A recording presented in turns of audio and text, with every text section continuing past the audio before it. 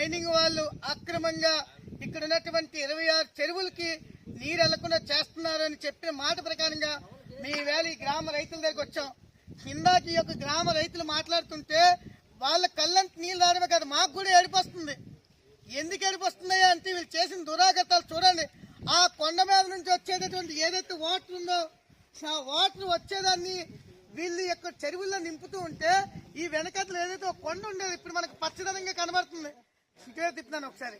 ఈ పచ్చదనంగా ఏదైతే ఒకప్పుడు ఒక గుట్ట ఉండేది ఇక్కడ, ఈవేళ గుట్ట మాయించేయడమే కాకుండా ఆ గుట్ట కింద నుంచి ఇంకా 100 అడుగుల కిందకి తవ్వేస్తే చెరువులోకి వచ్చిన నీళ్ళని కూడా అందులోకి వెళ్ళిపోతుంది. వీళ్ళు బాబు కూడా సొత్తులాగా వీడి అమ్మ బాబు గడించి పెట్టినటువంటి సొత్తులాగా రైతులకు వెళ్ళవలసిన నీళ్ళని వీడు అక్రమంగా అప్పనంగా వాడుకుంటున్నాడు పైపులు పెట్టి. ఆఖరికి ఇక్కడ ప్రభుత్వ యంత్రాంగాన్ని అడ్డం పెట్టుకొని ఈ చూడండి ఇక్కడ రోడ్లు అక్కడ చూపించండి బలరాం గారు, ఈ రోడ్లు కూడా ఏదైతే జంజావతి కాలం మీద రోడ్లు వేశాడంటే వీడెంత బరికి తగ్గించాడో ఒక్కసారి అర్థం చేసుకోండి.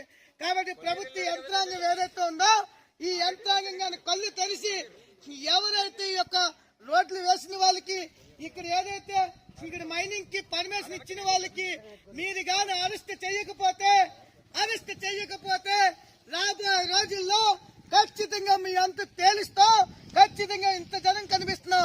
రాబోయే రోజుల్లో ఈ యొక్క చుట్టుపక్కల పంచాయతీల రైతులతో వచ్చి మిమ్మల్ని ముట్టడించే కార్యక్రమే కాదు, మీ ఎంత తేల్చినంత వరకు ఈ చెరువుల పరిరక్షణ సమితి ఈ భారతానంద మహారాజు నిద్రపోడని చెప్పి గుర్తుపెట్టుకోండి. ఒక ఎమ్మెల్యేకే మేము చుక్కలు చూపించాం.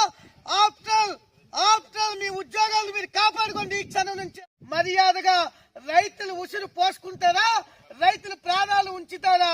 రైతులు ఉంటేనేరా మీరు నోట్లో అన్నం వెళ్తుంది. అరే రైతులు ఉంటేనేరా అదే మైనింగ్ ఏదవా నీ నోట్లోకి మీ పిల్లల నోట్లోకి 5 ఏళ్ళు వెళ్తున్నాయి.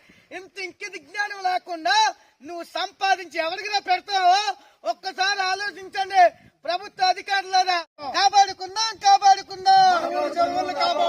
రక్షించుకుందాం.